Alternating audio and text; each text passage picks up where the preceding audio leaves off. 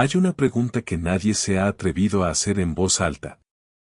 Si criaste sola a tu hijo durante 33 años, si trabajaste 16 horas diarias para que no le faltara nada, si le diste tu apellido cuando su padre no quiso darle el suyo, si lo protegiste de todo, absolutamente de todo, ¿qué haces cuando ese hijo te golpea?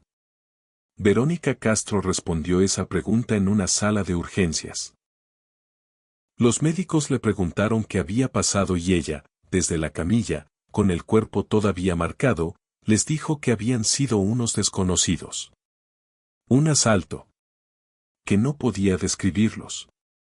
Mintió para proteger al mismo hombre que acababa de lastimarla. Al hijo que cargó sola desde que tenía 19 años. Al hijo que existe porque Manuel el Loco Valdés, uno de los comediantes más famosos de México, la dejó embarazada y le ofreció, con toda la frialdad del mundo, un lugarcito donde vivir y visitas de vez en cuando. Como si ella fuera un problema menor que resolver, no la madre de su hijo. Verónica rechazó el lugarcito. Crió al niño sola. Trabajó hasta destruirse para que no le faltara nada. Y 33 años después, ese niño la golpeó. Y ella lo cubrió.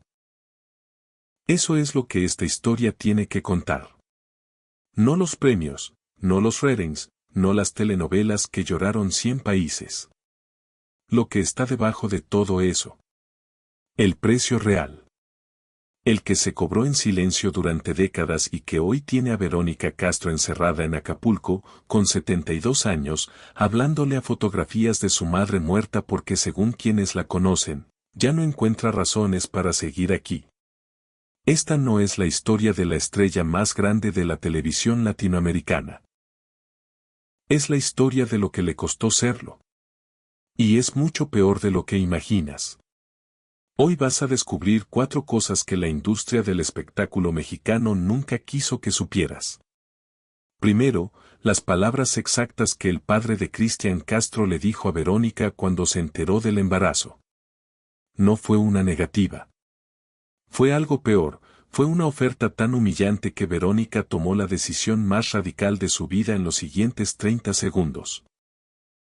Segundo, lo que realmente pasó dentro de su cuerpo cuando el elefante la tiró en vivo frente a millones de espectadores, y por qué nunca presentó ninguna demanda contra la empresa que la dejó con la columna reconstruida en titanio.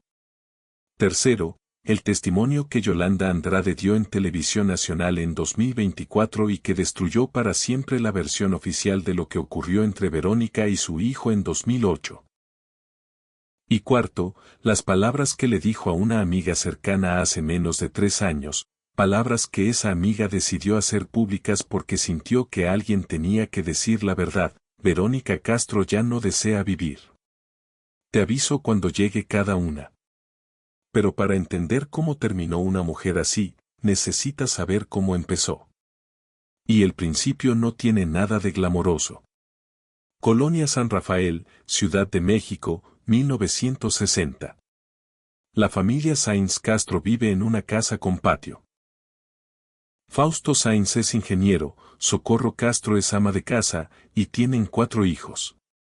Todo es normal hasta que un día Fausto recoge sus cosas y se va. No con maletas grandes, no con escena dramática. Se va porque hay otra mujer y esa otra mujer le importa más que sus 4 hijos. Verónica tiene 8 años cuando su padre desaparece de la vida familiar para siempre. Lo que viene después del abandono es algo que Verónica describió décadas más tarde en una entrevista televisiva con una precisión que helaba la sangre: de casa con jardín a cuarto de servicio. 5 personas en un espacio diseñado para guardar escobas. Sin ventanas que dieran al exterior, sin privacidad, sin lugar donde escapar del olor a encierro. Socorro comenzó a estudiar taquigrafía de emergencia y consiguió trabajo como secretaria en la UNAM. Salía antes del amanecer y volvía cuando los niños ya deberían estar dormidos. Y mientras tanto, Verónica. 8 años, la mayor entre los hermanos, convertida de facto en madre sustituta de los más pequeños. Cocinando lo que hubiera. Bañando a quien llorara. acostando a los que no podían calmarse solos. Hay algo que esa experiencia te hace. No te hace fuerte en el sentido heroico que le gusta al cine. Te hace creer que el dolor es el estado natural de las cosas.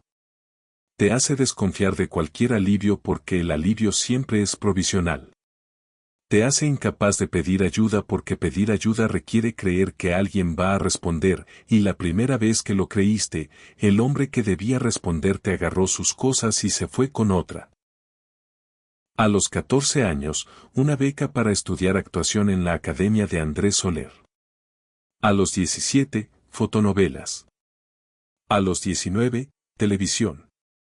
Y en ese trayecto de cuarto de servicio a pantalla chica, una sola frase de socorro funcionando como brújula y como condena al mismo tiempo: esto es lo único que tienes, mija. Tu talento.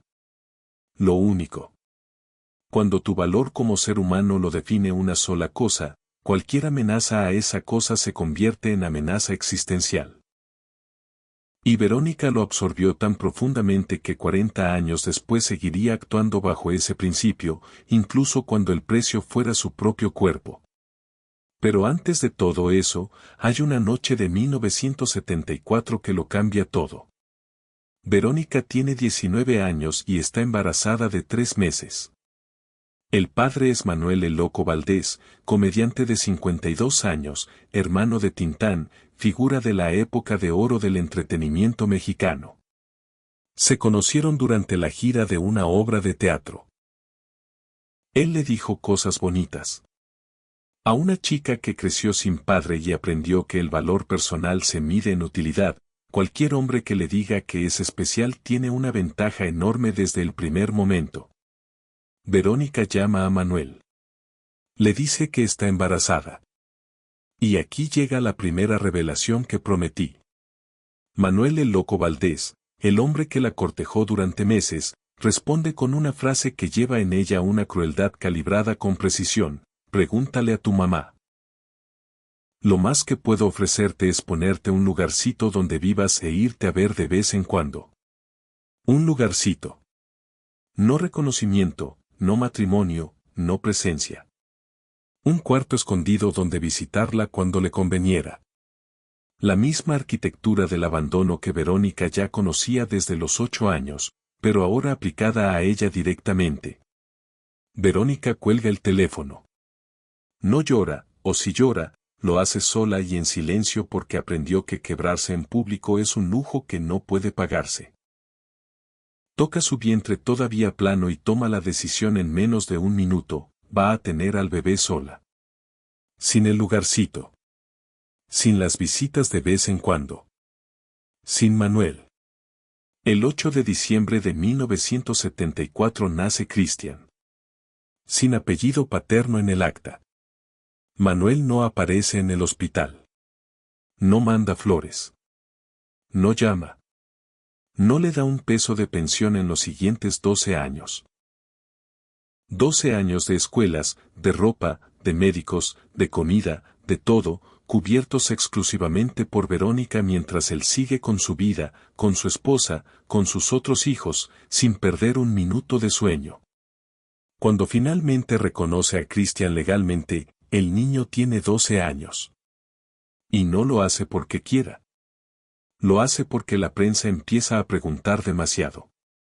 Aquí, en este punto, es donde muchos contarían la historia de éxito. Los ricos también lloran en 1979. La audiencia de 102 países. El récord de ventas. Los premios. Y todo eso ocurrió.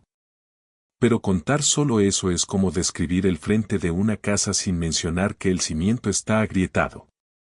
Verónica construyó una carrera extraordinaria y lo hizo con un bebé en brazos, sin red de seguridad, sin pareja, sin el apoyo que otros dan por descontado. Llevaba a Cristian a los castings cuando no tenía niñera. Estudiaba guiones mientras lo amamantaba. El sacrificio no era una elección filosófica. Era la única matemática que funcionaba para que el niño comiera. Si alguien lo hubiera visto desde fuera y le hubiera preguntado si necesitaba ayuda, Verónica habría dicho que no. Porque pedir ayuda requiere creer que alguien va a aparecer. Y la evidencia que tenía hasta ese momento apuntaba en dirección contraria. Comparte este video si conoces a alguien que haya tenido que construir todo desde cero sin que nadie se lo pidiera. Porque esta historia no es solo de Verónica, y los que cargaron solos merecen que alguien los vea. Hay una fecha que Verónica ha mencionado en múltiples entrevistas con el mismo tono de quien todavía no puede creer del todo que ocurrió. El año es 2004. Televisa le ofrece conducir la final en vivo de Big Brother VIP. Millones de espectadores. Para la entrada, producción propone algo espectacular. Verónica aparece montada en un elefante. 5 toneladas de animal. 3 metros de altura. Transmisión en vivo. Verónica acepta. Confía en que el equipo de producción hizo lo necesario para que fuera seguro. Confía en que una empresa de ese tamaño no pondría a su conductora estrella en una situación de riesgo real. Sube al elefante. Las cámaras ruedan. Y entonces el animal se asusta. Lo que vino después duró fracciones de segundo. El elefante se mueve de golpe. Verónica pierde el equilibrio. Cae desde casi 3 metros de espaldas. Su cabeza y su cuello golpean el piso con un sonido que las cámaras capturaron. El público en el estudio grita. Las cámaras cortan. Y Verónica, desde el piso, con algo roto que todavía no sabe cómo llamar, se levanta. Aquí llega la segunda revelación. Se levanta porque hay millones de personas mirando. Se levanta porque le enseñaron que el show no se detiene. Se levanta y termina de conducir el programa. Lee teleprompters. Anuncia al ganador. Se despide. 2 horas en vivo con el cuello roto. Cuando terminan las cámaras, colapsa. Lo que encontraron los médicos en los estudios fue devastador. Verónica lo explicó años después con palabras que no dejaban lugar a la interpretación. Todas las cervicales son postizas. Todo el cuello es de titanio. Perdí la médula espinal casi completa. Tuvieron que reconstruir la espalda. No fue una lesión. Fue la destrucción de su columna vertebral. Los médicos le dijeron que tuvo suerte de no quedarse paralizada. Le dijeron que el nivel de daño era tal que no debería poder caminar. Le dijeron que viviría con dolor crónico de por vida. Todo eso resultó ser verdad. Y Verónica nunca demandó a Televisa. Nunca exigió compensación. Nunca buscó que alguien respondiera públicamente por lo que le habían hecho a su cuerpo. La misma empresa que no tomó las precauciones necesarias para proteger a su conductora siguió operando exactamente igual al día siguiente, y Verónica se recuperó en silencio, aprendió a vivir con el titanio, y volvió a trabajar. ¿Por qué? Porque Televisa era quien le daba trabajo. Porque demandarlo significaba quemar el único puente que tenía. Porque cargar sola significa también tragarte las injusticias sin hacer ruido, porque el ruido tiene consecuencias y las consecuencias las pagas tú. Desde 2004 hasta hoy, cada mañana que Verónica Castro se levanta, la columna de titanio le recuerda lo que pasó. Y nadie pagó nada. El tiempo siguió. La carrera siguió. Y 4 años después del elefante, algo ocurrió que rompió lo que ningún accidente físico había podido romper. 2008, Verónica tiene 56 años. Cristian tiene 33. Están en la casa de Doña Socorro, la abuela. El matrimonio de Cristian con Valeria Lieberman está en crisis. Hay tensión acumulada. Y en algún punto de esa tarde, la tensión explota. La versión que Cristian Castro dio públicamente en El Gordo y la Flaca ese mismo año fue la siguiente: le di 4 cachetadas a mi madre y la agarré del cabello. Lo dijo mirando a la cámara. Sin que le temblara la voz. Como quien confiesa algo que lamenta pero no considera exactamente grave. 8 años después cambió la historia, no hubo golpes, solo zarandeos. Y en 2025, en una entrevista argentina, cambió la historia de nuevo. Fueron jaloneos y empujones, nunca golpes. 3 versiones. El mismo hombre. El mismo evento. Aquí llega la tercera revelación. En febrero de 2024, Yolanda Andrade fue invitada a Venga la Alegría. Yolanda conoce a Verónica desde hace décadas. Fue quien estuvo con ella esa noche. Y lo que dijo en el programa rompe para siempre la narrativa que Cristian había sostenido durante 16 años. Según Yolanda, la agarró a patadas. Yo la llevé al hospital. No 4 cachetadas. No zarandeos. Patadas. Y los daños fueron suficientemente graves para requerir atención médica de urgencia. Cuando los médicos en el hospital le preguntaron a Verónica qué había pasado, la mujer que acababa de ser golpeada por su hijo los miró desde la camilla y les dijo que había sido un asalto. Que no conocía a los agresores. Que no podía dar más información. Mintió para proteger a Cristian. El hijo por el que trabajó 16 horas diarias durante décadas. El hijo que cargó sola desde el vientre. El hijo cuyo padre no le dio un peso de pensión en 12 años. Ese hijo le pegó, y ella lo cubrió. Porque cargar sola también significa cargar con la vergüenza ajena. También significa proteger a todos menos a ti misma. Hay un periodista argentino llamado Maximiliano Lumbia que en 2025 agregó más detalles a partir de fuentes que asegura son cercanas a la familia. Lo que ocurrió esa noche no fue solo violencia física, sino que incluyó ahorcamiento y una cirugía posterior de 6 horas. Si esa información es precisa, Verónica estuvo cerca de morir. Cristian nunca fue denunciado. Nunca enfrentó consecuencias legales. Su carrera continuó sin interrupciones. Y Verónica siguió cargando.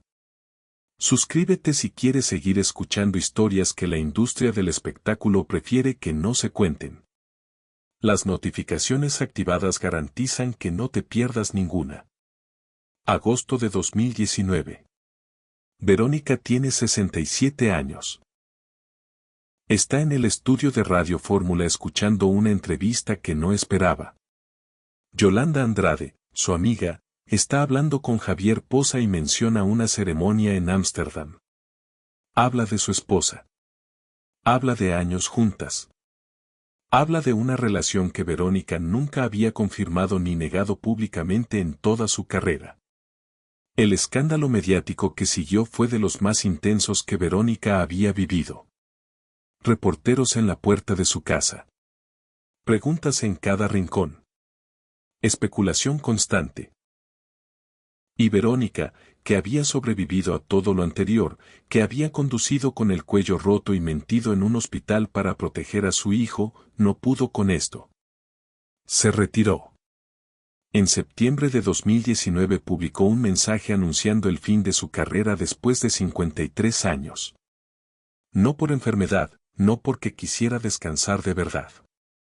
Porque el espacio de intimidad que había guardado con cuidado durante toda su vida adulta acababa de ser destruido en una entrevista de radio.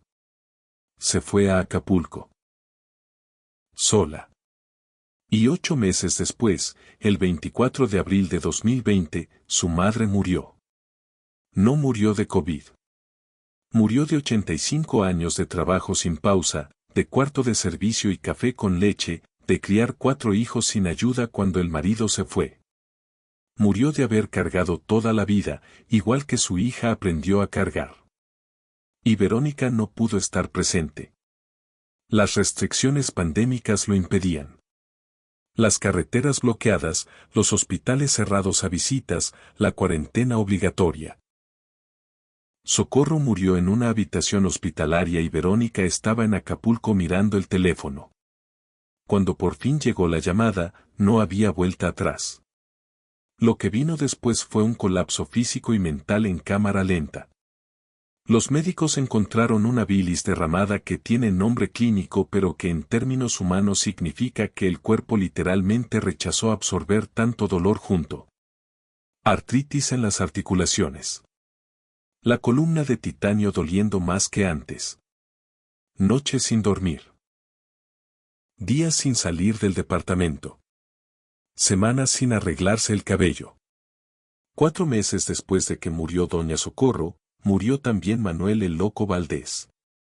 El hombre que le ofreció un lugarcito y visitas de vez en cuando murió rodeado de homenajes televisivos que celebraban su talento y su legado. Nadie en esos homenajes mencionó que su hijo tardó 12 años en ser reconocido. Nadie mencionó los 12 años sin pensión. Nadie mencionó a Verónica para nada. Y aquí llega la cuarta revelación. La que más duele. En octubre de 2022, la revista TV Notas publicó el testimonio de una persona identificada únicamente como amiga cercana de Verónica. El testimonio no describe a una mujer descansando de su carrera. Describe a una mujer que se está muriendo de adentro hacia afuera. Según ese testimonio, Verónica lleva meses sin salir del departamento en Acapulco. Su cabello, que siempre mantuvo teñido de negro, ahora está completamente blanco y descuidado. Está demacrada. Toma antidepresivos todos los días, más de los que debería. Desarrolló paranoia, cambió todos los cerrojos, instaló cámaras en toda la casa, cambia de número telefónico constantemente porque cree que todos se le acercan queriendo algo. Con Cristian, pasan semanas enteras sin hablar. Cuando hablan, la conversación dura menos de 1 minuto. Y la frase que la amiga reportó, la frase que cualquiera que la escuche se queda cargando durante días, es esta: Verónica ya no desea vivir. No es una amenaza con fecha. No es una crisis aguda de las que resuelve una intervención rápida. Es el cansancio acumulado de 72 años de cargar todo sin que nadie cargara a cambio. Es alguien que llegó al final del inventario y encontró que había gastado todo y que lo que queda no alcanza para justificar el esfuerzo de seguir. El periodista Gustavo Adolfo Infante agregó un detalle que va más allá del diagnóstico clínico y aterriza en algo más íntimo y más oscuro. Dijo que Verónica le habla a su madre muerta. Que en el departamento vacío de Acapulco, con la columna de titanio y los antidepresivos sobre la mesa, Verónica mira fotografías de Socorro y le habla en voz alta. Le dice: gorda, aguántame. Gorda era el apodo que le tenía a su madre. Aguántame. Espérame. Como alguien que ya hizo la reservación del vuelo y solo está terminando de ordenar lo que queda antes de irse. Hay una ironía en todo esto que no es poética. Es brutal. La mujer más vista en la historia de la televisión latinoamericana está sola. La actriz que hizo llorar a 2.000 millones de personas con una historia de amor en pantalla no tiene a nadie que la cuide en persona. La que llenó estadios de 20.000 espectadores vive en un departamento que ya no quiere abandonar. Y el hijo por el que cargó 33 años, el hijo para el que trabajó 16 horas diarias, el hijo al que protegió incluso cuando la golpeó, ese hijo pasa semanas sin llamar. Esto no es lo que el sacrificio prometía. El sacrificio prometía que si dabas todo, al final alguien lo reconocía. Que si cargabas sin quejarte, la carga eventualmente valía algo. Que si ponías a todos primero, alguien llegaría a ponerte a ti en algún lugar. Pero la realidad de Verónica Castro es la demostración más clara posible de que esa promesa es falsa. No porque ella haya hecho algo mal, sino porque el sistema que le enseñó a cargar sola nunca tuvo intención de reciprocar. Manuel Valdés la dejó con un bebé y murió siendo una leyenda. Televisa destruyó su columna y siguió operando sin consecuencias. Cristian la golpeó y siguió teniendo carrera. La industria tomó 53 años de trabajo y los convirtió en archivos digitales que generan regalías para otros. Y Verónica está en Acapulco con la columna de titanio y el pelo blanco, pidiéndole a su madre muerta que la espere.